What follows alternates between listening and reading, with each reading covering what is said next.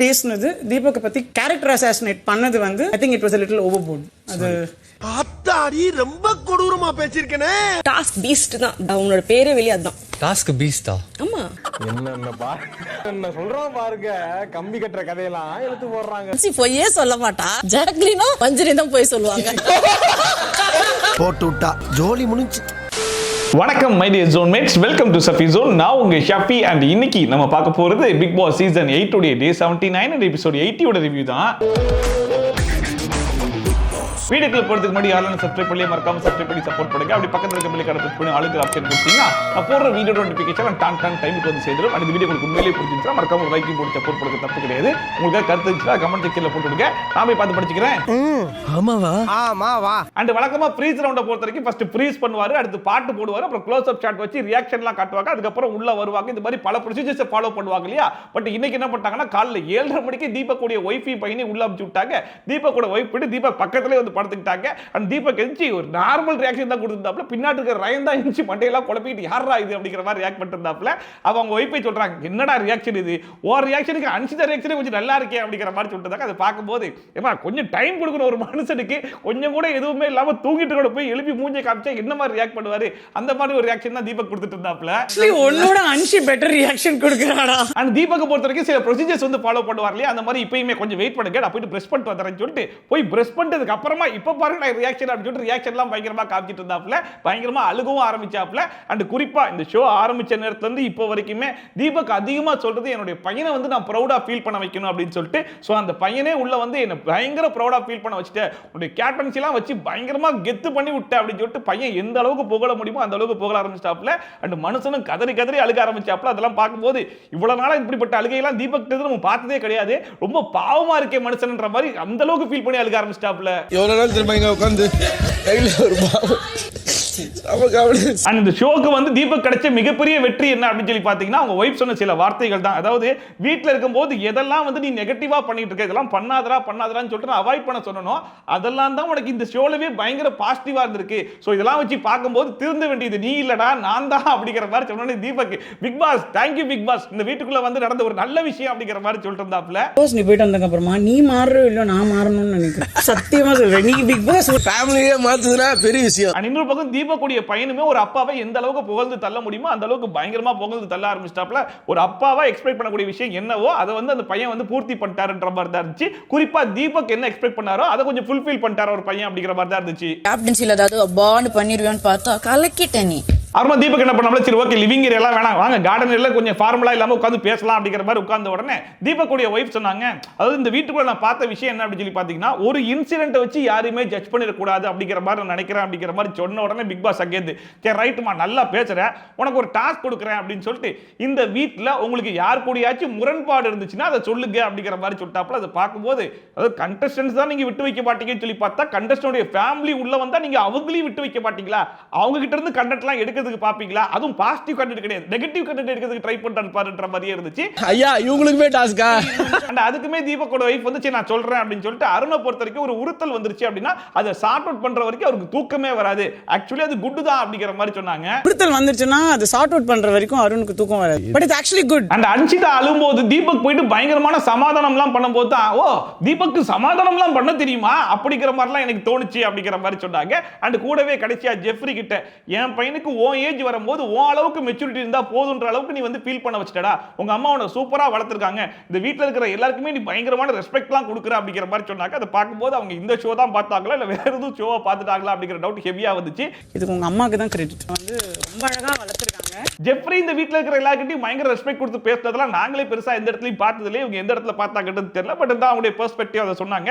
But எல்லாருக்குமே பாசிட்டிவா சொல்லிட்டாங்களே தவிர்த்து பிக் பாஸ் கேட்டது முரண்பாடு இல்லையா அதை கடைசி வரைக்கும் அவங்க சொல்லவே இல்லை. அப்புறம் பிக் பாஸ் வந்து ஸ்டோர் ரூம்ல ஒரு பொக்கேலாம் அமுச்சு விட்டு தீபக் நீங்க இந்த வீட்டில் இருக்கிற பல பேர் டாஸ்க்காக ப்ரொபோஸ் பண்ணிருக்கீங்க, ஃபர்ஸ்ட் டைம் அவங்க ஒய்ஃபை வந்து ப்ரொபோஸ் பண்ணுங்க அப்படிங்கிற மாதிரி சொன்னாப்ல. ஸோ தீபக்கும் அவருடைய ஒய்ஃப் எல்லாம் ப்ரொபோஸ் பண்ணி முடிச்சதுக்குமா அவங்க ஒய்ஃப் சில விஷயங்கள் வந்து சொன்னாங்க. அதாவது தீபக் நான் பெருசா வந்து பாசிட்டிவா பேசினதே கிடையாது எந்த ஒரு இடத்துலையும், பட் இந்த ஷோக்கு அப்புறமா நானே பல பேருக்கு கால் பண்ணி பாத்தியா இந்த ஷோ பாத்தியா தீபக் எவ்வளவு பாசிட்டிவா பண்றான் பாத்தியா அப்படிங்கிற மாதிரி எப்பயும் பண்ணாத நானே வந்து புகழ்ந்துலாம் பேசினேன் அப்படிங்கிற மாதிரி சொன்னாங்க. மேக்ஸிமம் தீபக் வந்து நான் புகழ்ந்தது இந்த ஒரு 75 நாள். உண்மையாவே தீபக்கை பொறுத்த வரைக்கும் அவருடைய கேரியர்ல மற்ற ஷோஸ்லாம் எந்த அளவுக்கு ஒரு ஹெல்ப்ஃபுல்லா இருந்துச்சு அப்படிங்கிறது தெரியல. பட் பிக் பாஸ் ஷோ அப்படிங்கிறது அவருக்கு ஒரு பெரிய பாசிட்டிவிட்டியை கிரியேட் பண்ணி கொடுத்துருக்கு. அது வெளியே மட்டும் இல்லாம அவருடைய ஃபேமிலிக்கு இருக்கிறது அவருக்கு ஒரு பெரிய பாசிட்டிவா இருக்கு. அண்ட் அவருடைய பையனுமே எனக்கு வந்து பயங்கர எமோஷனல் ஆயிரும், என் பையன் வந்து ப்ரௌடா ஃபீல் பண்ணுவான்னு சொல்லிட்டு அவர் எங்கெங்கெல்லாம் மென்ஷன் பண்றாரோ அப்பதான் நான் பெட்ஷீட்டை போதிட்டு அழுகவே ஆரம்பிச்சிருக்கேன். எனக்கு அவ்வளோ எமோஷனலா இருக்கும். எங்க அப்பா வந்து என்ன பயங்கர ப்ரௌடா ஃபீல் பண்ண வச்சிருக்காரு அப்படிங்கிற மாதிரி அந்த பையனுக்கு எங்கெங்கெல்லாம் வாய்ப்பு கிடைக்குது அந்த இடத்துல அதையும் ரிஜிஸ்டர் பண்ணிட்டே இருந்தான். சேது சார் முன்னாடி வந்து என் பையன் பெட்ஷீட் எல்லாம் போத்திக்கிட்டேன் பெட்ல உட்காந்துட்டு. அண்ட் அப்பயுமே பிக் பாஸ் விடாம ஏமா நான் ஒரு கேள்வி கேட்டேனமா அந்த கேள்விக்கான பதில் எங்க அப்படிங்கிற மாதிரி கேட்ட உடனே சரி ஓகே ஒரு கடைசி வரைக்கும் விடமாட்டார் போலன்னு சொல்லிட்டு நான் சொல்லிடுறேன் பிக் பாஸ் அப்படின்னு சொல்லிட்டு அருண் பிரசாத் வந்து நான் ஒரு ஹீரோ, ட்ரெண்டிங்கா இருக்கக்கூடிய ஒரு ஹீரோ, என்னையே இந்த அளவுக்கு ட்ரீட் பண்றாரு அப்படின்னா அவர் ட்ரெண்டிங்கா இருக்கும்போது அவருடைய அசிஸ்டன்ட் டைரக்டர்ஸ் எல்லாம் எவ்வளவு கேவலமா ட்ரீட் பண்ணிருப்பாருன்ற மாதிரி ஒரு வார்த்தையை யூஸ் பண்ணாப்ல. அதை கேட்கும்போது எனக்கு பயங்கர ஹர்ட் ஆயிடுச்சு. அவர் அப்படிப்பட்ட ஒரு மனுஷனே கிடையாது. அண்ட் அது இல்லாம ஒருத்தருடைய பர்சனல் லைஃப் தெரியாம இந்த மாதிரி வார்த்தைகளை வந்து வெளியே விடக்கூடாது. இந்த ஷோ நிறைய பேர் பார்த்துருக்காங்க, அது தப்பா போய் சேர்றதுக்கான அதிகமான வாய்ப்பு இருக்கு. குறிப்பா அது அருண் பிரசாத் சொல்லிக்க வேண்டாம்ன்ற மாதிரி எனக்கு தோணுச்சு அப்படிங்கிற மாதிரி சொன்ன உடனே அருண் பிரசாத் எஞ்சி சாரி அப்படிங்கிற மாதிரி சொன்னாப்ல. I think it was a little overboard. அது அதே மாதிரி ஆனா அப்ப கூட தீபக் கூட பேசல, என்னடா இது அருண் பிரசாத் நம்மளை பத்தி இப்படி கேவலமா பேசியிருக்கான், நம்ம கூடவே தான் சுத்திட்டு இருந்தா பின்னாடி போயிட்டு இவ்வளவு கழுவி ஊத்திருக்கானா அப்படிங்கிற ஒரு ரியாக்ஷன் எந்த ஒரு இடத்துலயுமே இல்லாம அப்ப கூட அருணை பார்த்துட்டு எங்கடா நிக்கிற உட்கார்றா அப்படிங்கிற மாதிரி தான் சொல்லிட்டு இருந்தாப்ல. அண்ட் அப்ப கூட வந்து தீபக் கூட வைஃப் வந்து அருண் பிரசாத் சொன்னாங்க, இங்க பாருங்க இதை நான் ஒரு ஆப்பர்ச்சுனிட்டியா யூஸ் பண்ணிட்டேன் அப்படிங்கிற மாதிரி நீங்க நினைக்காதீங்க, நீங்க வெளியே வந்திருந்தா கூட நான் கண்டிப்பா கேட்டிருப்பேன் அப்படிங்கிற மாதிரி சொன்னாங்க. அப்ப தீபக் சொன்னாப்ல டேய் இதெல்லாம் ஒரு மேட்டரே கிடையாது விர்ரா அப்படிங்கிற மாதிரி ரொம்ப கேஷுவலா எடுத்துட்டாப்ல மனுஷன். நோ ஹார்ட் ஃபீலிங்ஸ் படி உட்காரு, பிரச்சனை இல்ல, நான் எப்பவும் போல தான் உட்காரு, இது மேட்டரே கிடையாது, வா பாத்துக்கலாம். அண்ட் தீபக் உடைய வைஃப் பேசின பேச்செல்லாம் பார்த்து அவருடைய சன்னை வந்துட்டு சரி ரைட் அடுத்த சீசன் கண்டஸ்டன்ட் அமைச்சிடலாமா அப்படிங்கிற மாதிரி கேட்டிருந்தாப்ல. அதை பார்க்கும்போது அவருடைய சன்னு மட்டும் கிடையாது பிக் பாஸ் டீமே நேரத்துக்கு யோசிச்சிருப்பாங்க, நல்லா பேசுறாங்க, அடுத்த சீசனுக்கு தூக்கிற வேண்டியதா அப்படிங்கிற மாதிரி அடுத்த சீசன் அமைச்சிடலாமா இப்ப ஸ்டார்ட் பண்ணிக்கலாம்னு தோணுது. அண்ட் ஃபைனலா வெளியே போறதுக்கு முன்னாடி தீபக் உடைய வைஃப் வந்து டேய் பண்ணா ஜாலியா இருறா அப்படிங்கிற மாதிரி சொல்லிட்டு கிளம்பிட்டாங்க. அண்ட் அவங்க வெளியே போனதுக்கு அப்புறமா அருண் பிரசாத் வந்து தீபக்கை கட்டி பிடிச்சாப்ல. அப்ப கூட டேய் விர்ரா கோவன் வந்து 4 பேர் 4 வார்த்தையை பேசத்தான் செய்வாங்க, இதெல்லாம் ஒரு மேட்டரே கிடையாதுடா அப்படிங்கிற மாதிரி ஹேண்டில் பண்றதாப்ல. அதை பார்க்கும்போது தீபக் இந்த இடத்துல கோவப்பட்டு இருந்தா கூட அருண் பிரசாத்துக்கு அது பெருசா இருந்திருக்காது. பட் அதை இவ்வளவு கேஷுவலா எடுத்துக்கிட்டதே அருண் பிரசாத் கொடுத்த ஒரு மிகப்பெரிய பனிஷ்மெண்டா தான் இருக்கும். நம்ம பின்னாடி போயிட்டு இவ்வளவு பேசியிருக்கோம், பட் அதை கூட வந்து பெருசா எடுத்துக்காம மனுஷன் இவ்வளவு கேஷுவலா ஹேண்டில் பண்றாரு அப்படிங்கிற மாதிரி இருக்கும்போது தான் நமக்கு ஒரு குற்ற உணர்ச்சியா இருக்கும் இல்லையா, அந்த குற்ற உணர்ச்சியை தீபக் அருண் பிரசாத் கொடுத்தாருன்ற மாதிரி தான் இருந்துச்சு. நோ ஹார்ட் ஃபீலிங் எதுவா இருந்தாலும் when you open up only it's good. And அடுத்த பிக் பாஸ் எல்லாரையும் கூப்பிட்டு கார்டன்ல நிக்க வச்சு எல்லாரும் கையை விரிச்சு நில்லுங்க, யாராச்சும் வந்து கட்டி பிடிப்பாங்க, அது வரைக்கும் நீங்க கண்ணவே திறக்க கூடாது அப்படிங்கிற மாதிரி சொல்லிட்டாப்ல. அப்ப கூட சௌந்தர்யா ராணாவை பார்த்து டேய் இந்த கேமையும் ஸ்பாயில் பண்ணிடாதடா அப்படிங்கிற மாதிரி சொல்லிட்டாங்க. அதை பார்க்கிறதுக்கு சூப்பர்மா, இந்த கேமை ஸ்பாயில் பண்ணாம விளையாடக்கூடிய ஒரே ஆள் நீயா தான் இருக்க, அதை சொல்லக்கூடிய தகுதியான ஆளும் நீயா தான் இருப்ப அப்படிங்கிற மாதிரியே இருந்துச்சு. ராணவ் இதுலயாவது மத்தவங்க ஸ்பாயில் பண்ணாம விளையாடு. அண்ட் மஞ்சரியுடைய ஃபேமிலி தான் உள்ள வந்தாங்க. மஞ்சரியுடைய பையன், அம்மா அண்ட் அவங்களுடைய சிஸ்டர் அண்ட் சிஸ்டருடைய ஹஸ்பண்ட் சொல்லிட்டு 4 பேர் உள்ள வந்தாங்க. நேரா உள்ள வந்து அவங்களுடைய பையன் வந்து கட்டி பிடிச்ச உடனே மஞ்சரி வழக்கம் போல பயங்கரமா எமோஷன் ஆகி அவங்க பையனை கட்டி பிடிச்சி அழுக ஆரம்பிச்சிட்டாங்க. அண்ட் மஞ்சரி போயிட்டு அவங்களுடைய ஃபேமிலியோட பேசிட்டு இருக்கும்போது அவங்க அம்மா சொன்னாங்க நல்லா விளையாடிட்டு இருக்கமா, கேம் சூப்பரா விளையாடிட்டு இருக்க, என்ன உன்னை பார்த்து எல்லாருமே வந்து நெகட்டிவ்ன்ற மாதிரி சொல்லும்போது தான் நாங்கள் கொஞ்சம் ஒட்டஞ்சிட்டோம், எனக்கு ரொம்ப கஷ்டமா இருந்துச்சு அப்படிங்கிற மாதிரி பேசிட்டு இருந்தாங்க. அப்போ மஞ்சரியுடைய பையன் வந்துட்டு மஞ்சரி மூஞ்ச பார்த்து என்ன டிவியில பார்க்கறதுக்கு மூஞ்சி வேற மாதிரி இருக்கு அப்படிங்கிற மாதிரி சொன்னா அது பார்க்கறதுக்கு செம கியூட்டா இருந்துச்சு.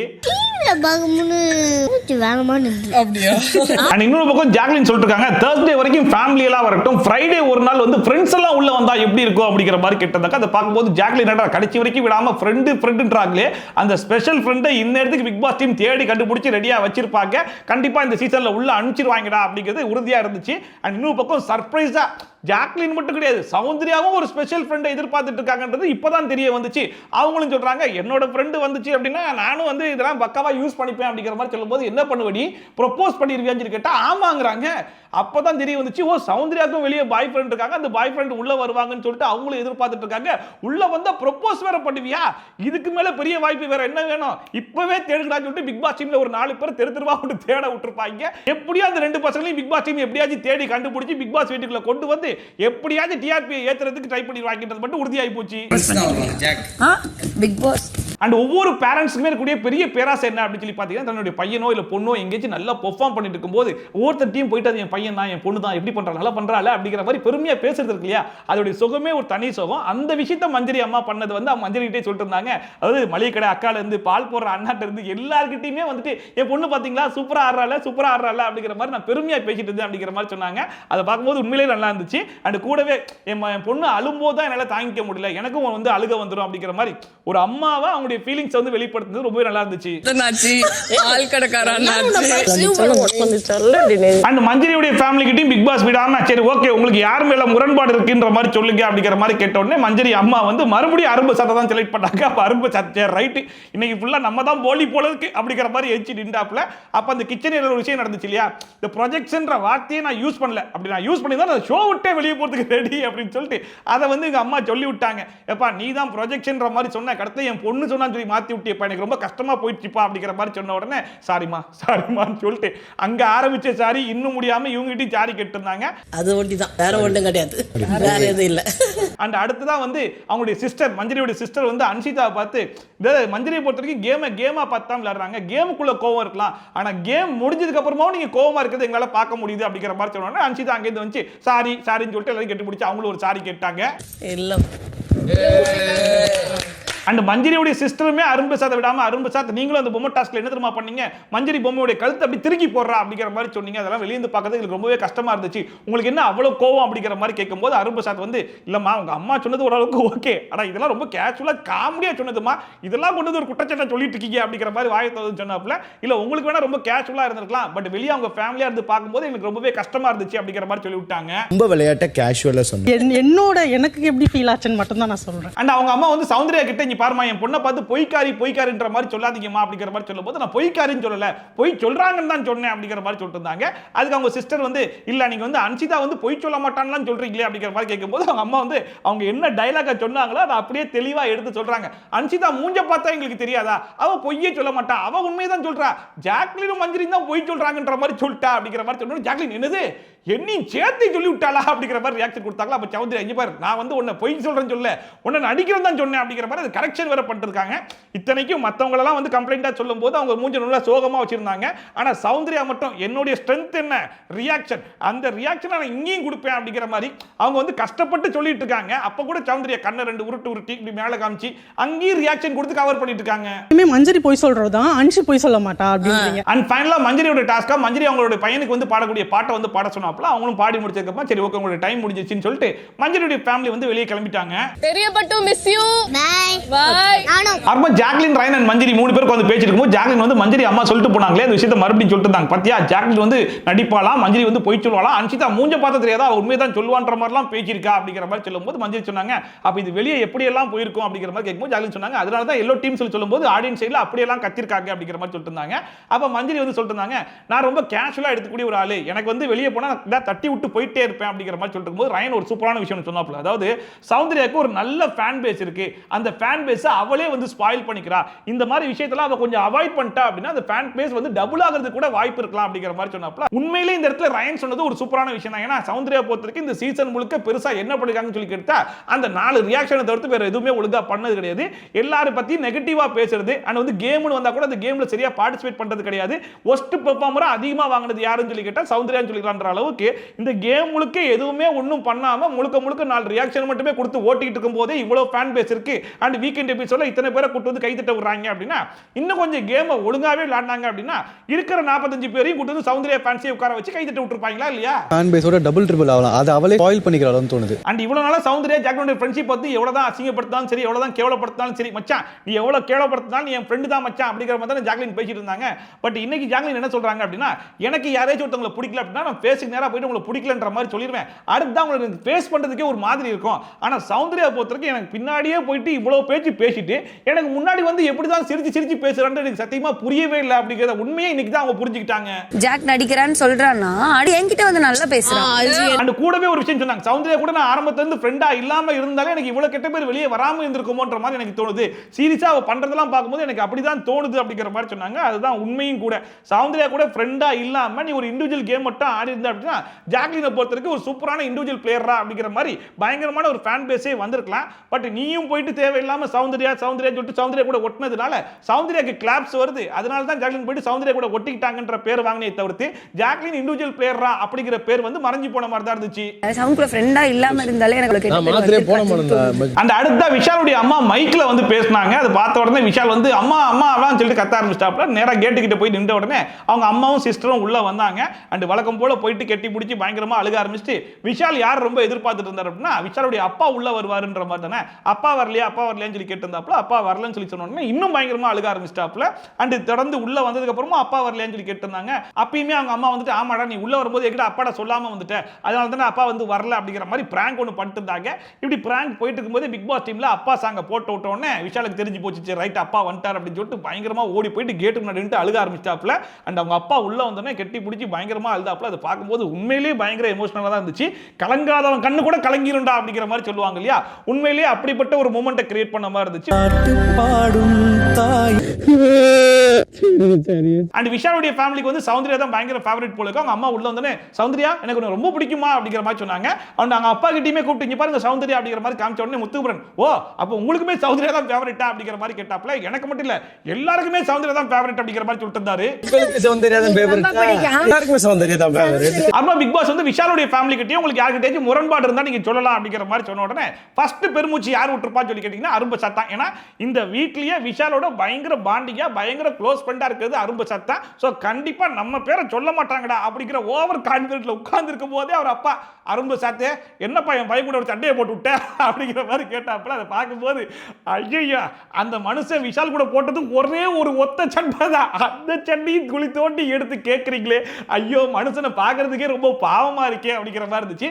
காலையில் அடி வாங்கினதெல்லாம் ஓகே, பட் இது கொஞ்சம் தேவையில்லாத அடியோ அப்படிங்கிற மாதிரி தான் இருந்துச்சு. அண்ட் கூடவே அந்த சண்டையிலையும் யார் மேல தப்புப்பா அப்படிங்கிற மாதிரி கேட்கும்போது அரும்பு சாத் மறுபடியும் ஒரு விளக்கம் ஒன்று கொடுத்தாப்புல. கடைசியா ஜாக்லின் வந்து சொன்னதுக்கு அப்புறம் தான் ஓ மேல தப்புன்றது உனக்கே தெரிஞ்சிச்சுல அப்படிங்கிற மாதிரி கேட்டோன்னு சரி ஓகே மூணாவது சாரியை இங்கேயும் கேட்டு வச்சுன்னு சொல்லிட்டு சாரிப்பா அப்படிங்கிற மாதிரி இங்கேயும் ஒரு சாரியை கேட்டு விட்டாப்புல. அது யார் மேல தப்பு உட்காரலாம், நானும் இந்த கொஸ்டின் தான் கேட்கறேன். அண்ட் அடுத்த மஞ்சரி கிட்ட என் பையன் மேல உனக்கு அப்படி என்னதமா கோவம் அப்படிங்கிற மாதிரி கேட்கும்போது மஞ்சரி சொன்னாங்க அஸ் அ பர்சனா எனக்கு விஜய் விஷால ரொம்ப பிடிக்கும், பட் இந்த கேமா பார்க்கும்போது விஜய் விஷாலுடைய கேம் வந்து இன்னும் ஓப்பன் அப் ஆகலன்ற மாதிரி எனக்கு தோணுது அப்படிங்கிற மாதிரி சொல்லும்போது வேற யாரும் ரெஸ்பான்ஸ் பண்ணாங்களோ இல்லையோ விஷாலுடைய அம்மா பக்கத்துல இருந்து ஆமா ஆமா கரெக்டா சொல்லிட்டா சூப்பர் அப்படிங்கிற மாதிரி கையெல்லாம் தட்டிட்டு இருந்தாங்க. பிளேயரா இருக்க விஷால் இன்னும் ஓபன் அப் ஆகி ஆடலாம் அப்படின்றது எனக்கு தோணும். அண்ட் விஷாலுடைய ஃபேமிலியை பொறுத்தவரைக்கும் தர்ஷிகா பத்தியோ அன்ஷிதா பத்தியோ எதுவுமே பெருசா எதுவும் பேசிக்கல. அண்ட் கேப்டன்சில வந்து வாங்கி கேட்டுக்கிட்டாரு இல்லையா, அதை பத்தியுமே எதுவுமே பெருசா எதுவும் கேட்டுக்கல, முழுக்க பாசிட்டிவா தான் பேசினாங்க. அப்ப ஜாக்லின் சும்மா இருக்காம எப்பா அவன் கழுத்துல இருக்கிற செயினை பாத்தீங்களா அப்படிங்கிற மாதிரி கேட்டோன்னே பார்த்தேன் எல்லாத்தையும் பார்த்தேன் அப்படிங்கிற மாதிரி சொன்னாப்ல. அவளை தான் கவர் ஆச்சு வந்து மற்றபடி பெருசா டெப்தாலாம் உள்ள போகவே இல்லை. அண்ட் விஷாலுடைய சிஸ்டர் வந்து கேமை கொஞ்சம் கான்சன்ட்ரேட் பண்ணி விளையாடுறா அப்படிங்கிற மாதிரி ஒரு நல்ல அட்வைஸ் சொன்னாங்க. அண்ட் விஷாலுடைய அப்பா வந்து விஷாலை பத்தி ரொம்ப பெருமையா பேசினாப்ல. அண்ட் விஷாலுமே அவங்க அப்பா தான் எனக்கு அப்பா தான் எல்லாமே அப்படிங்கிற மாதிரி ரொம்ப எமோஷனலா பேசினாப்ல. அண்ட் ரெண்டு பேரும் பேசி முடிச்சதுக்கு சரி ஓகே இப்போ விஷால் ஃபேமிலியோட டைம் வந்து முடிஞ்சிச்சு அப்படிங்கிற மாதிரி விஷால் ஃபேமிலி வந்து கிளம்பிட்டாங்க. யார் வெற்றி பெற்றாலும் எனக்கு ரொம்ப சந்தோஷம், வெற்றி பெற அனைவருக்கும் வாழ்த்துக்கள். அப்புறமா சௌந்தர்யா போயிட்டு ரயன் கிட்ட எனக்கு ஜாக்லினை பத்தி அப்படி தோணுச்சுடா, எனக்கு தோணுது கூட நான் சொல்லக்கூடாதா அப்படிங்கிற மாதிரி கேட்டிருந்தாலும் அப்புறம் ரயன் சொன்னாப்ல நீ சொல்லலாம் தப்பு கிடையாது, பட் ஜாக்லின் என்ன ஃபீல் பண்றா அப்படின்னா நீ வேற யார்கிட்டயே போய் பின்னாடி பேசுறது ஜாக்லின் கிட்டே சொல்லலாமே அப்படின்னு சொல்லி கேட்டா இப்படி தான்டா ஸ்டார்டிங்ல ஒரு வாட்டி சொல்லிட்டேன் இவ அழுகிறது வந்து பொய்யா இருக்குன்ற மாதிரி சொன்னேன், அதுக்கு அவ என்னெல்லாம் செஞ்ச தெரியுமா அப்படிங்கிற மாதிரி கேட்கும்போது இப்போ அந்த மாதிரி இல்லை இப்போ ஃப்ரெண்ட்ஸா தான் நீங்க சொல்லிருக்கலாமே அப்படின்னு சொல்லி கேட்டா எனக்கு தோணுச்சுடா நான் தோணுது கூட பேசக்கூடாதுன்னு சொல்லிட்டு மறுபடியும் அதை சொல்லிட்டு இருந்தாங்க. அப்ப ரயன் சொன்னா இங்க பாரு இந்த கேமை பொறுத்த வரைக்கும் நீ விளையாடக்கூடிய பெர்ஸ்பெக்டிவ் வந்து ரொம்ப தப்பா இருக்குது, டெம்பரரி தான் சில பாண்டிங்கே வச்சிருக்க, இப்படி தப்பான ஒரு கேமை நீ விளையாடும் போது உனக்கு இவ்வளவு ஃபேன் பேஸ் இருக்குது அப்படிங்கும் போது இந்த கேமை மட்டும் நீ கரெக்டா விளையாடணும் அப்படின்னா அந்த ஃபேன் பேஸ் வந்து டபுள் ஆகிறது கூட வாய்ப்பு இருக்கு அப்படிங்கிற மாதிரி பின்னாடி ஜாக்லின் கிட்ட சொன்னார் இல்லையா, அந்த விஷயத்தை சௌந்தர்யா கிட்ட நேரடியாகவும் சொல்லிட்டாப்ல. people உன்னை ரசிக்கிறாங்களா நீ இதெல்லாத்தையும் கரெக்டா பண்றேன்னு வெச்சுக்கோங்க அது டபுள் ட்ரிபிள் தான் ஆகும். ஆனா அதுக்குமே சௌந்தர்யா சம்பந்தமே இல்லாம நான் இந்த வீட்டுக்குள்ள ஃப்ரெண்ட்ஷிப்பை கிரியேட் பண்றதுக்காக வரல, இந்த வீட்டுக்குள்ள ஒரு இண்டிவிஜுவல் பிளேயரா விளையாடுறதுக்காக தான் வந்திருக்கேன், இந்த வீட்டுக்குள்ள எனக்காக தான் வந்திருக்கேன், கேமுக்காக தான் வந்திருக்கேன், இந்த ஃப்ரெண்ட்ஷிப் வந்து என் கேமை ஸ்பாயில் பண்ற மாதிரி தோணுது, அதனால தான் இந்த ஃப்ரெண்ட்ஷிப்பை விட்டு தள்ளி இருக்கலாம்ன்ற மாதிரி நான் யோசிக்கிறேன் அப்படிங்கிற மாதிரிலாம் பேசிட்டு இருந்தாங்க. அதை பார்க்கும்போது இப்போ ரயன் கேட்ட கேள்விக்கு நீ சொல்ற பதிலுக்கு ஏதாச்சும் சம்பந்தம் இருக்குதாமா, இப்போ ரயன் கேட்டது ஜாக்லினுக்கு மூஞ்சிக்கு நேராவே சொல்லிருக்கலாமே எதுக்கு சம்பந்தமே இல்லாம போயிட்டு பின்னாடி பேசினா அப்படிங்கிற மாதிரி கேட்டா நான் இண்டிவிஜுவல் பிளேயரா இருக்கணும்ன்றதுக்காக இந்த மாதிரி பண்ணன்ற மாதிரி பேசிட்டு இருக்காங்க. நீ உண்மையிலேயே ஒரு இண்டிவிஜுவல் பிளேயரா தான் என்ன பண்ணிருக்கணும், நான் கேமுக்குள்ள ஃப்ரெண்ட்ஷிப்லாம் பார்க்க மாட்டேன், நீ ஒரு தப்பு பண்ணா உன் ஃபேஸுக்கு நேரா சொல்லுவேன் அப்படிங்கிற மாதிரி ஜாக்லின் பண்ற தப்பெல்லாம் ரைட்டோ தப்போ மூஞ்சிக்கு நேரா சொல்லியிருந்தா அப்படின்னா பரவாயில்லடா, உண்மையிலே இந்த பிள்ளை ஒரு இண்டிவிஜுவல் பிளேயரா ஆடுதுடா, ஃப்ரெண்ட்ஷிப்லாம் பார்க்காம மூஞ்சிக்கு நேரா பேசிடுச்சுடா அப்படிங்கிற மாதிரி எடுத்துக்கலாம். ஆனா நீ என்ன பண்ற ஜாக்லினோட ஃப்ரெண்ட்ஷிப் வேணான்னு முடிவு பண்ண நாள்ல இருந்து இப்போ வரைக்கும் முழுக்க ஜாக்லினை பத்தி நெகட்டிவா மட்டுமே பேசிட்டு இருக்க அண்ட் பின்னாடி மட்டுமே பேசிட்டு இருக்க அப்படின்னா அது அது எப்படி ஃப்ரெண்ட்ஷிப் வேணான்ற மாதிரி முடிவு பண்ணிட்டேன், அதனால பின்னாடி பேசிட்டு இருக்கின்ற மாதிரி வரும். இது எப்படி முதல்ல இண்டிவிஜுவல் பிளேயர்ல வரும்ன்றதே எனக்கு தெரியலையே. நான் எனக்காக வந்திருக்கேன் ஃபர்ஸ்ட் ஆஃப் ஆல், ஓகேவா? ஆனா இதுல பயங்கரமான காமெடி என்னன்னு சொல்லி பாத்தீங்கன்னா, இப்ப சம்மந்தம் இல்லாம ரீசன் சொன்னது மட்டும் இல்லாம இதுக்கு உட்கார்ந்து எமோஷனல் ஆகி கதறி அழுதுட்டு வேற இருந்தாங்க. அதுக்கு ரயன் உட்கார்ந்து சமாதானம் வேற படுத்திட்டு இருந்தாப்ல. அதெல்லாம் பார்க்கிறதுக்கு பயங்கர காமெடியா தான் இருந்துச்சு. பட் எது எப்படியோ கடைசியா ரயன் ஒரு சூப்பரான விஷயம் சொன்னாப்ல சௌந்தர்யாட்ட. வெளியே இந்த ஷோவை பல லட்சம் மக்கள் பார்த்துட்டு இருக்காங்க, என்னடா சௌந்தர்யா எதுவுமே யோசிக்காம இப்படி சொல்லிட்டாலே அப்படிங்கிற மாதிரி யோசிக்க கூடாது. ஒரு விஷயத்தை சொல்றதுக்கு முன்னாடி கரெக்டா தப்பான்னு நல்லா யோசிச்சுட்டு அதுக்கப்புறம் சொல்லு அப்படிங்கிற மாதிரி ஒரு நல்ல அட்வைஸ் கொடுத்தாப்ல. ஒரு ஸ்ட்ராங்கான வேர்ட் வைக்கிறதுக்கு முன்னாடி அனலைஸ் பண்ணிட்டு வச்சிருக்கேன். ஏன்னா சௌந்தர்யாவோட கேம் பிளே நல்லா எடுத்து பார்த்தீங்கன்னு வைங்களேன், வீக்கெண்ட் எபிசோட்ல யாருக்கெல்லாம் பாசிட்டிவான கிளாப்ஸ் வருதோ அவங்க கிட்ட கண்டமேனிக்கு வாயெல்லாம் விட மாட்டாங்க. ஆனா அதுவே யாருக்கெல்லாம் நெகட்டிவான கிளாப்ஸ் வருதோ அவங்கள வச்சு செய்வாங்க. இஷ்டத்துக்கு வாயில என்னென்ன வருதோ எல்லாத்தையும் அள்ளி வீசலாம். ஏன்னா எப்படி நெகட்டிவா தானே வெளியிருக்காங்க, நம்ம எது சொன்னாலும் அவங்களுக்கு நெகட்டிவாகவும் நம்மளுக்கு பாசிட்டிவா தான் இருக்கும் அப்படிங்கிற மாதிரி யோசிச்சுட்டு தான் இந்த கேம் எல்லாம் விளையாடுறாங்க. பட் இப்போ ரயன் சொன்னது ஒரு நல்ல அட்வைஸ். இதை யோசிச்சு சௌந்தர்யா விளையாடுனாங்க அப்படின்னா அவங்களுடைய கேம் சேஞ்ச் ஆகிறதுக்கு ஒரு நல்ல வாய்ப்பா இருக்கலாம். அடுத்த பிக் பாஸ் வந்து ஃப்ரீஸ் அப்படிங்கிற மாதிரி சொன்ன உடனே ரயன் கேமரா பார்த்து என்னுடைய ஃபேமிலி தான் அப்படிங்கிற மாதிரி கான்ஃபிடென்ட்டா சொன்னாப்ல. எப்படி தான் கரெக்டாக கெஸ் பண்ணாருன்னு தெரியல. அதுக்கேற்ற மாதிரி ரயனுடைய அம்மாவும் சிஸ்டர் தான் உள்ள வந்தாங்க. உள்ள வந்தோடனே அவங்க அம்மாவை கட்டி பிடிச்சி பயங்கர எமோஷனலாக அழுக ஆரம்பிச்சிட்டாப்ல. அப்புறம் ரயன் போயிட்டு அவங்க ஃபேமிலி கிட்ட பேசிட்டு போது அம்மா வந்து நீ நல்லா தான் விளையாடுற, பட் இன்னும் கொஞ்சம் நல்லா விளையாடுறா அப்படிங்கிற மாதிரி சொன்னாங்க. அப்புறம் ரயன் வந்து நான் ஃபைனல்ஸ் போயிடுவேனா அப்படிங்கிற மாதிரி கேட்டாப்ல. போயிடுவேன் அப்படிங்கிற மாதிரி ஒரு அம்மாவை என்கரேஜ் பண்ணாங்க. அண்ட் கூடவே வந்துட்டு யாரையும் நம்பாத அப்படிங்கிற மாதிரி சொல்லிட்டு அண்ட் ஃபைனலாக ஒரு விஷயம் சொன்னாங்க. அதாவது அம்மாவா சொல்றேன், இந்த மசாஜ் மட்டும் கொஞ்சம் வேணாண்டா, ஒரு தாயா பார்க்கும்போது கொஞ்சம் கஷ்டமா இருக்கு அப்படிங்கிற மாதிரி சொன்னாங்க. அதுக்கும் ரயன் ஓகே ஓகே ஓகே அப்படிங்கிற மாதிரி சொன்னாப்ல. அந்த மசாஜிங்கிறது ஒரு கோடு வேடா இல்லை இந்த வீட்டுக்குள்ள எதுவும் மசாஜ் பண்ணி விடுறாரா, அதை பார்க்கும்போது அவங்களுக்கு கொஞ்சம் கஷ்டமா இருந்துச்சு அப்படிங்கிறது எனக்கு தெரியல. நான் இது வரைக்கும் 1 எபிசோட்ல ஒரு மசாஜ் பண்ணி பெருசா எங்கேயும் பார்த்தது இல்ல. ஒருவேளை நீங்க எங்கேயும் பார்த்துருக்கீங்களா, இல்ல அந்த மசாஜுக்கு பின்னாடி ஏதாச்சும் கோடு வேர்டு இருக்குதா, உங்களுக்கு அது புரிஞ்சிச்சா, அதை நீங்க டீகோட் பண்ணீங்கன்னா எனக்கும் சொல்லுங்க, நானும் கொஞ்சம் பார்த்து தெரிஞ்சுக்கிறேன். மசாஜ் ஓகே, அது தாயா இருந்து பார்க்கும்போது எனக்கு கஷ்டமா இருக்கு. அம்மா ரயனுடைய சிஸ்டர் வந்து ரயன் கிட்ட பேச ஆரம்பிச்சாங்க. அப்ப ஃபர்ஸ்ட் பாயிண்டா உனக்கு வெளியே என்ன பேர் தெரியுமா, நீ டாஸ்க் எல்லாம் சூப்பரா ஆடுறதுனால உனக்கு டாஸ்க் பீஸ்ட்னு பேர் வச்சிருக்காங்க அப்படிங்கிற மாதிரி சொன்னாங்க. என்னது டாஸ்க் பீஸ்டா, அப்படிப்பட்ட ஒரு பேரெல்லாம் நாங்கள் வெளியே எங்கேயும் பார்த்தது இல்லையப்பா அப்படிங்கிற மாதிரி இருந்துச்சு. ரயன் டாஸ்க் நல்லா விளையாடுவாருன்னு சொல்லி பல பேர் சொல்லியிருப்பாங்க. ஆனால் டாஸ்க் பீஸ்ட்னு சொல்ற அளவுக்கு பெருசா அவர் எதுவும் பண்ணிரலையே, என்னோட ஆரம்பமே இப்படி இருக்கு அப்படிங்கிற மாதிரி இருக்கும்போது டாஸ்க் பீஸ்ட் தான் அவங்களோட பேரே வெளியே அதுதான். டாஸ்க் பீஸ்டா. ஆமா. அடுத்த ரயன் கிட்ட இந்த வீட்டில் நீ யாரெல்லாம் நம்புவ அப்படிங்கிற மாதிரி கேட்டோன்னே ரயன் கொஞ்சம் கூட யோசிக்காம சௌந்தர்யா அண்ட் ஜாக்லின் அப்படிங்கிற மாதிரி சொன்னோன்னே இல்ல அவங்க 2 பேரையும் நம்பாத, அவங்க 2 பேர் தான் உனக்கு அகைன்ஸ்டா நிக்கிறாங்க அப்படிங்கிற மாதிரி சொன்னோன்னே ரயன் ஜாக்லினுமா அப்படிங்கிற மாதிரி கேட்கறாங்க. ஆமான்றாங்க. எனக்கு தெரிஞ்சு ஜாக்லின் ரயனை எந்த ஒரு இடத்துலையுமே அகைன்ஸ்டா நின்ற மாதிரி தெரியல. ரயனுக்கு ஃபேவரா நிறைய விஷயங்கள் வந்து பண்ணியிருப்பாங்க. பட் இந்த இடத்துல ஒரு நல்ல அட்வைஸா என்ன சொல்லியிருக்காங்க அப்படின்னா, ஜாக்லினை விட்டு கொஞ்சம் தள்ளி வந்து ஒரு கேம் விளையாடு, ஜாக்லினோட சேர்ந்து நீ ஒரு கேம் விளையாடுறதுனால நீ ஒரு இண்டிவிஜுவல் பிளேயரா தெரிய மாட்டற அப்படிங்கிற மாதிரி சொல்லியிருக்கலாம். பட் சௌந்தர்யாவாச்சு ரயனுக்கு அகைன்ஸ்டா நிறைய விஷயங்கள் வந்து பண்ணியிருக்காங்கன்ற மாதிரி சொல்லலாம். ஆனா ஜாக்லின் எந்த இடத்துல பண்ணாங்க அப்படிங்கிறது சத்தியமா தெரியவே இல்லை. அண்ட் கூடவே தீபக் வந்து உனக்கு கொஞ்சம் நல்லா ஃபேவரா இருக்காப்ல, நீ பண்ணக்கூடிய சரி தப்ப கரெக்டா சொல்றாங்க அப்படிங்கிற மாதிரி சொன்னாங்க. இவன் நேரம் சொன்னதுல இந்த ஒரு பாயிண்ட் தான் கொஞ்சம் கரெக்டா இருக்குன்ற மாதிரி எனக்கு தோணுச்சு. நீ தப்பான தப்பு வெறும் தீபக் அண்ணா தான். அண்ட் இவ்வளவு நேரம் பேசினது கூட பரவாயில்ல. அடுத்த ஒரு விஷயம் சொன்னாங்க பாருங்க, இந்த வீட்டில் உன்னை யாருக்குமே பிடிக்காது, ஏன் தெரியுமா அப்படிங்கிற மாதிரி கேட்டாங்களா. ரயனும் ஏன் அப்படிங்கிற மாதிரி கேட்ட உடனே நீ டாஸ்க் எல்லாம் சூப்பரா விளையாடுற பத்தியா, அதனால தான் இந்த வீட்டில் உன்னை யாருக்குமே பிடிக்காது. அண்ட் அது மட்டும் இல்லாம டிக்கெட் ஃபினாலே நீ தான் வின் பண்ணிடுவேன்ற மாதிரி எல்லாரும் யோசிக்கிறாங்க, அதனால தான் யாருக்குமே உன்னை பிடிக்காது அப்படிங்கிற மாதிரி சொன்னாங்க. என்னது இப்படிப்பட்ட பேச்செல்லாம் நீங்க எங்க கேட்டீங்க? இந்த ஷோல அந்த மாதிரி எவனும் பேச்சு நாங்க கேட்கவே இல்லையே. கேமை ஒழுங்கா விளையாட மாட்டான், மற்றவங்க எல்லாம் அடிச்சு உருண்டுகிட்டு இருக்கும்போது இவன் போகவே மாட்டான், அப்படியெல்லாம் பேச்சு நாங்க கேள்விப்பட்டிருக்கோம். ஆனா ரயன் சூப்பரா விளையாடி டிக்கெட் ஃபினாலே வின் பண்ணிடுவான்ற மாதிரிலாம் எவனும் பேசலையே. போன வாரம் நாமினேஷன் ஃப்ரீ பாஸ் மட்டும் கிடைக்கல அப்படின்னா இந்த வாரம் எவிக்ஷன் லிஸ்ட்ல ஃபர்ஸ்ட் பேரா ரயன் பேர் தான் இருந்திருக்கும். இருந்தாலும் சரி ஓகே, மோட்டிவேட் பண்றதுக்காக பேசுறாங்களோன்ற மாதிரி தான் இருந்துச்சு. டிடிஎஃப் வின் பண்ண டிசர்விங் ஆன கண்டெஸ்டன்ட் ரயான் தான். உனக்கு நாமினேஷன் ஃப்ரீ பாஸ் கிடைச்சிருக்கவே கூடாது அப்படின்னு சொல்லிட்டு முத்துவும் மஞ்சுரி எங்கெங்கெல்லாம் வாய்ப்பு கிடைக்குதோ எல்லா இடத்துலயும் போயிட்டு அவன் டிசர்விங்கே கிடையாது அப்படிங்கிற மாதிரி சொல்லிக்கிட்டே சுத்திட்டு இருந்தாங்க அப்படிங்கிற மாதிரி சொன்னாங்க. நானும் அப்பப்போ லைவ் பார்க்கறவன் தான், 1 எபிசோட்லாம் பார்க்கறவன் தான். அந்த மாதிரி முத்துவும் மஞ்சரி எங்கேயும் சொல்லி நான் கேட்கவே இல்லையே அப்படிங்கிற மாதிரி இருந்துச்சு. முத்துவும் மஞ்சரி என்ன சொன்னாங்க அப்படின்னா, அவனுக்கு கேம் வந்து எனக்கு பிடிக்கல, இந்த அலைன்ஸ்ல சில வேலைகள்லாம் பார்த்தா பார்த்தீங்களா, அது எனக்கு பிடிக்கல, அவன் கேமோடைய அணுகுமுறை எனக்கு பிடிக்கல அப்படிங்கிற மாதிரி தான் முத்துவும் முருகனும் மஞ்சரியும் பேசிட்டு இருந்தாங்களே தவிர்த்து இந்த நாமினேஷன் ஃப்ரீ பாஸ்க்கு அவன் டிசர்விங் கிடையாது அப்படிங்கிற மாதிரி எங்கேயும் பேசி நம்ம கேள்வியே படலைன்ற மாதிரி தான் இருந்துச்சு. அண்ட் வந்து கூடவே இவங்க 2 பேரும் பேசி ஜாக்லின் ரிக்ரெட் பண்ணிட்டா அப்படிங்கிற மாதிரி சேர்த்தே போட்டு விட்டாங்க. அண்ட் இவங்க சொன்னதெல்லாம் வச்சு ரயனுக்குமே அப்ப அதனால தான் வந்து என்கிட்ட சொல்லிக்கிட்டே இருந்தாலா, எனக்கே ஒரு மாதிரி இரிட்டேட் ஆயிடுச்சு அப்படிங்கிற மாதிரி ரயனும் அதுக்கு ஏத்த மாதிரி பேச ஆரம்பிச்சிட்டாப்ல. கடைசில ஜாக்கே ரிக்ரெட் பண்றாங்க. நான் கொடுத்துருக்க கூடாதோன்னு சொல்லிட்டு. எது எப்படியோ கடைசியா ஒரு 2-3 அட்வைஸ் சொன்னாங்க, அதெல்லாம் கொஞ்சம் கரெக்டா இருந்துச்சு. அதாவது ஒன்னால அடுத்தவங்க கேம் எதுவும் ஸ்பாயில் ஆக கூடாது, அதை கொஞ்சம் பாத்துக்கோ, அதுலயுமே ஓன் கேம் தான் ஸ்பாயில் ஆகிற மாதிரி இருக்கு, அதையும் கொஞ்சம் பாத்துக்கோ அப்படிங்கிற மாதிரி சொல்லிட்டு, இந்த வீட்டுல மொத்தமே 2 பேர் கிடையாதுடா, நிறைய பேர் இருக்காங்க, எல்லார்கிட்டையும் டைம் ஸ்பெண்ட் பண்ணு. அண்ட் குறிப்பா அந்த 2 பேர் பார்த்தனா உன்கிட்ட மட்டும் டைம் ஸ்பெண்ட் பண்றது கிடையாது, அவங்க எல்லார்கிட்டையும் டைம் ஸ்பெண்ட் பண்றாங்க, அவங்க இண்டிவிஜுவல் பிளேயரா வெளியே தெரிஞ்சுறாங்க, நீ தான் தெரிய மாட்ற. சோ இதுக்கப்புறம் எல்லார்கிட்டையும் பேசிட்டு நீ ஒரு இண்டிவிஜுவல் பிளேயரா இருடா அப்படிங்கிற மாதிரி சொன்னாங்க. யாரோட கேமும் உன்னால ஸ்பாயில் ஆகக்கூடாது. எனக்கு தெரிஞ்சு இப்ப கடைசியா சொன்னாங்க பாத்தீங்களா, இந்த அட்வைஸை மட்டுமே கொஞ்சம் ஸ்ட்ராங்கா சொல்லியிருந்தாங்கன்னா அது ரயனுக்கு போதுமான ஒரு அட்வைஸா இருந்திருக்கும். ஆனா எல்லாத்தையும் சொல்லி நடக்காததெல்லாம் சொல்லி அந்த மனுஷனை குழப்பி விட்டு போயிட்டாங்களோன்ற மாதிரி தான் இருந்துச்சு. உங்க 2 பேர் கூட தான் நீ அதிக டைம் ஸ்பெண்ட் பண்ற மாதிரி இருக்கு. மத்தவங்கள பத்தி தெரிஞ்சுக்கோ ரயான். அப்ப ரயன் வந்து ரொம்ப எதிர்பார்த்துட்டு இருந்தா அந்த 2 குட்டீஸ் உள்ள வந்தாங்க. அந்த 2 குட்டீஸ் கிட்ட போயிட்டு பயங்கரமா டைம் ஸ்பெண்ட் பண்ணிட்டு இருந்தாப்ல. அப்புறம் பிக் பாஸ் வழக்கம் போல ரயனுடைய ஃபேமிலி கிட்டயும் ஏதாச்சும் முரண்பாடு இருந்தா சொல்லுங்க அப்படிங்கிற மாதிரி கேட்ட உடனே ஆல்ரெடி ரயனுடைய சிஸ்டர் பயங்கர ஃபயர் மோட்ல இருக்காங்க. அந்த ஃபயர் மோட இங்கேயும் காமிச்சிட்டாங்க. மஞ்சரியும் முத்துமுருன்னு வந்து என்னுடைய தம்பிக்கு வந்து அந்த நாமினேஷன் ஃப்ரீ பாஸ் கிடைச்சிருச்சு அப்படிங்கிறது இருக்கிற எல்லா இடத்துலையும் உட்காந்து பேசினாங்க. அவன் டிசர்விங் கிடையாதுன்னு சொல்லிட்டு கடைசியில் ஜாக்லினே ரிக்ரெட் பண்ண வச்சுட்டாங்க அப்படிங்கிற மாதிரி சொன்ன உடனே ஜாக்லின் சொன்னாங்க, நான் ரிக்ரெட் எல்லாம் ஃபீல் பண்ணல, நான் எனக்காக நின்றுக்கணுமோன்னு தான் சொன்னேன் அப்படிங்கிற மாதிரி சொல்லிட்டு இருந்தாங்க. அப்பயுமே அவன் கேர்ள்ஸ் டீம்ல இருக்கும்போது எத்தனை டாஸ்க் வின் பண்ணி கொடுத்துருக்கான்றதை நான் பார்த்திருக்கேன். எல்லா டாஸ்க்குமே அவன் எப்படி விளையாடிருக்கான்றதை நான் பார்த்திருக்கேன். ஏன் இந்த லாஸ்ட் வீக் நடந்த டாஸ்க்ல கூட அவனுக்கு ரத்தம் வரல, அவ்வளவுதான். ரத்தம் வந்தா தான் ஒருத்தர் நல்லா விளையாடுன்ற மாதிரி நினைச்சிப்பீங்களா? அண்ட் கடைசியா அவங்க தம்பி கிட்ட இங்க பாரு, டிக்கெட் ஃபினாலே நீ வின் பண்ணி காமிக்கிற, இதுக்காக வச்சு நீ வின் பண்ணி காமிக்கிற அப்படிங்கிற மாதிரி பயங்கர ஃபயர் மோடா பயங்கர கோவமா, என் தம்பியை இப்படி எல்லாம் பேசிட்டீங்களா, எனக்கு எப்படி எல்லாம் கோவம் வரும் தெரியுமா அப்படிங்கிற மாதிரி பேசின மாதிரி தான் இருந்துச்சு. ஆனா கடைசி வரைக்கும் முத்து மஞ்சள் அதுக்கு பெருசா ரியாக்ட் பண்ணிக்காம சிரிச்சிட்டு மட்டுமே தான் இருந்தாங்க.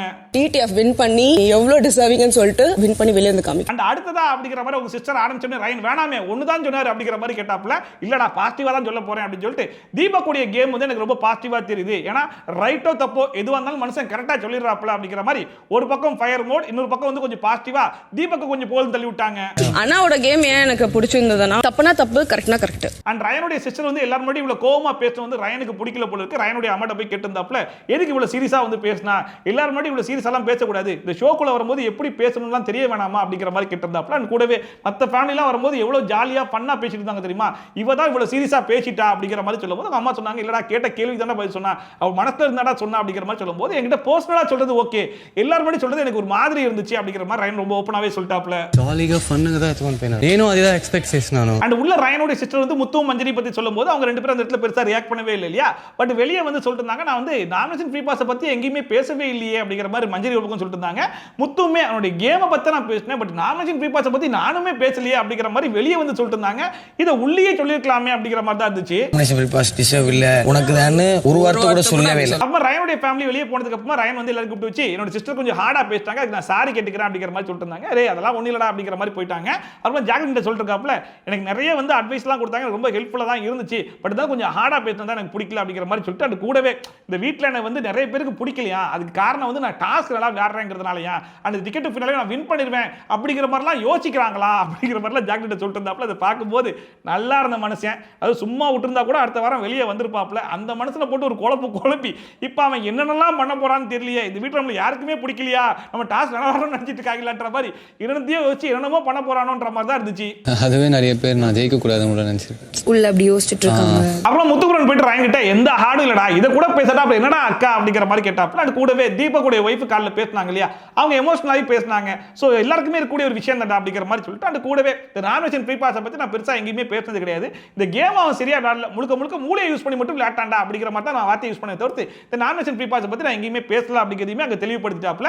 அண்ட் கடைசியா இங்க பாரு, உங்க அக்கா பேசுனதுல எனக்கு எந்த விதமான வருத்தமும் கிடையாது, ஒரு அக்காவா பேசியிருக்காங்க அப்படிங்கிற மாதிரி சொல்லிட்டு கிளம்பிட்டாப்ல. அக்கா சொன்னதுல எனக்கு எந்த வருத்தமும் கிடையாது, அக்கானா அது வந்து பேசிதான் ரயன் மறுபடியும் அவங்க அக்கா சொன்ன விஷயத்தெல்லாம் மண்டையில போட்டு குழப்பிக்கிட்டு அவங்க அக்கா சொன்ன விஷயத்தெல்லாம் வந்து ஜாக்லின் சொல்லும்போது ஜாக்லின் ஒரே விஷயம் தான் சொன்னாங்க, அவங்களுக்கு என்ன கோவம் தெரியுமா, ஒரு அக்காவா என் தம்பி எப்படி நீங்க இப்படி சொல்லலாம் அப்படிங்கிற கோவம் வரும்ல, அந்த கோவம் தான் வந்திருக்கு. இப்போ அவங்க கேட்ட மாதிரி டிக்கெட் ஃபினாலே நீ வின் பண்ணி காமிச்சேன்னு வைங்க, பரவாயில்ல என் தம்பி நான் சொன்ன மாதிரி வின் பண்ணிட்டான்ற மாதிரி அவங்க பெருமைப்படுவாங்கல்ல அப்படிங்கிற மாதிரி இப்பயுமே ஜாக்லின் வந்து ரயனுக்கு மோட்டிவேட் தான் பண்ணிட்டு இருந்தாங்க. அக்கா சொன்ன மாதிரி நீ டிக்கெட் ஃபினாலே வின் பண்ணி வேணா காமி. சோ இந்த சீசனுடைய டாஸ்க் பீஸ்டான ரயன் அவங்க அக்கா சொன்ன மாதிரி இந்த டிக்கெட் ஃபினாலே வரக்கூடிய டாஸ்க் எல்லாம் சிறப்பா விளையாடி அந்த டிக்கெட் ஃபினாலே வின் பண்ணி ஃபினாலே வரதுக்கு போக போறாரா இல்ல அதுக்கு முன்னாடி எவிக்ட் ஆகி வெளியே போக போறாரா அப்படிங்கறத நம்ம பொறுத்து இருந்து பார்க்கலாம். பட் இன்னைக்கு இதோட இந்த எபிசோட் வந்து முடிஞ்சு போச்சு. கரெக்ட் தான, அப்படினா உங்க அக்காக்கு இருக்கும். அதோட இன்னைக்கு எபிசோட் வந்து முடிஞ்சு போச்சு. இன்னைக்கு எபிசோட் பொறுத்தவரைக்கும் நல்ல ஒரு இன்ட்ரெஸ்டிங்கான எபிசோடா இருந்துச்சு. வழக்கமா இந்த ஃபேமிலி ரவுண்ட்லாம் ஆரம்பிச்சிட்டாங்கன்னா எங்கள் வீட்டில் எல்லா நாளும் கார்த்திகை அப்படிங்கிற மாதிரி போட்டு ஜவ்வா இழுன்னு இழுப்பாங்க.